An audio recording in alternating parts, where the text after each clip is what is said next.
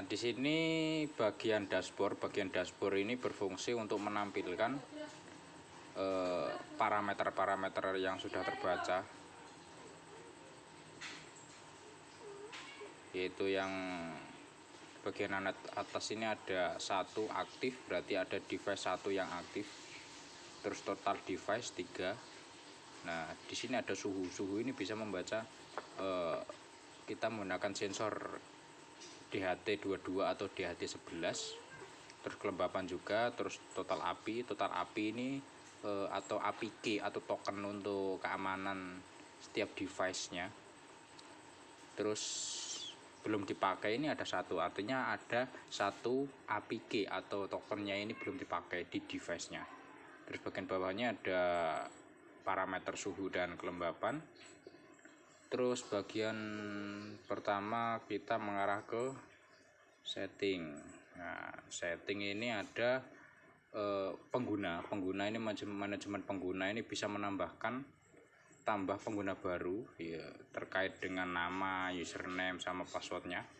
Terus kepemilikan aplikasi ini bisa kita edit ya, foto, alamat sama nomor HP. Terus selanjutnya kita mengarah ke API key. Nah, fungsi dari API key ini untuk menambahkan token API key untuk setiap device-nya. Contohnya kita tambahkan demo 1. Nah, seperti ini, demo 1. Nah, kalau udah seperti ini, dia otomatis generate API key-nya. Nah, API key ini yang di copy dan ditaruh di codingan Arduino atau C++ nya atau bagian device-nya. Nah, ini yang di copy, habis itu diinputkan di bagian device-nya.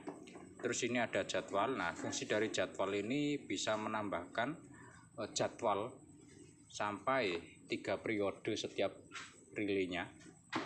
Contohnya ini lampu, ini monitoring hidroponik. Nah, seperti ini. Misalkan kita tugaskan untuk semua relay 1 sampai 4. Nah, ini penjadwalan tiap hari. Nah, di sini ada relay 1 berapa periode, yaitu ada 3.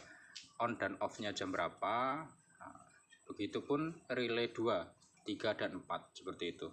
Jadi bisa kita jadwalkan masing-masing. Setelah ini kita mengarah ke perangkat atau device-nya. Nah, di sini ada perangkat. Kita bisa menambahkan perangkat baru, misalkan nih monitoring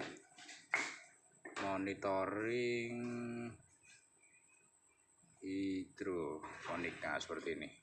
Nah, di mode kontrol ini berfungsi ketika kita manual, maka kita bisa kontrol on off secara manual. Jadi misalkan sekarang di on, berarti langsung bebannya on. Tapi kalau misalkan di off, juga langsung off juga, seperti itu. Nah, kalau misalkan di auto, auto ini akan mengikuti jadwal yang sudah dibuat, seperti itu.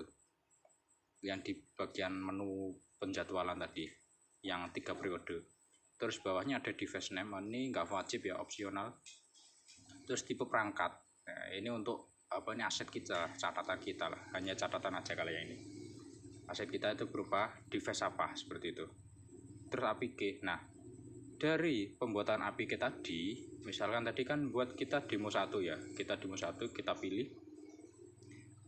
berarti monitoring hidroponik ini milik API key ini, demo 1, seperti itu. Jadi nggak bakal ketukar. Nah, API key ini berfungsi sebagai penamaan device atau ID device atau keamanan device. Terus bagian bawahnya ini ada perangkat aktif. Nah, ketika dia nonaktif maka dia tidak akan nyala atau online walaupun kondisi terhubung dengan internet, wifi, datanya jalan, seperti itu. Kalau tidak diaktifkan tetap nggak bakal online. Kalau diaktifkan berarti dia siap untuk dimonitoring. Terus bawahnya lagi ada pengaturan PIN atau nama relay, ini wajib ya. Jadi relay nomor 1 ini kita arahkan GPIO berapa, misalkan nih 14. Nah, relay 2 ke GPIO 16 misalkan, ini 17, ini 18, seperti itu. Nah, 14, 16, 17, 18 ini bisa kita sesuaikan di codingan Arduino nya. Kita sesuaikan namanya GPIO nya, pin-pinnya nomor berapa, kita sesuaikan agar ketika di on off itu berjalan sesuai perintahnya, seperti itu. Ini bagian tambah perangkat. Nah, terus selanjutnya di bagian kontrol. Nah, di bagian kontrol ini ada statusnya, status online, offline, seperti itu. Paling atas ini kita bisa, ini kan mode manual. Nah, kita bisa perintah on off secara langsung seperti ini.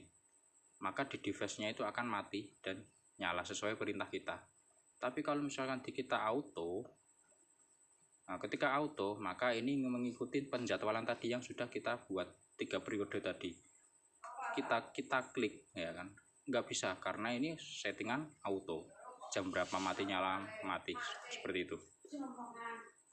Nah, seperti itu. Mungkin kalau misalkan ada pertanyaan bisa WA saja, dan kalau misalkan berminat bisa klik link di bawah ini di deskripsi ya.